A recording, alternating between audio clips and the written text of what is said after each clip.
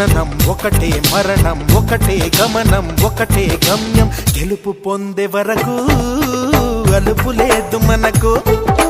బ్రతుకు అంటే గెలుపు, గెలుపు కొరకే బ్రతుకు.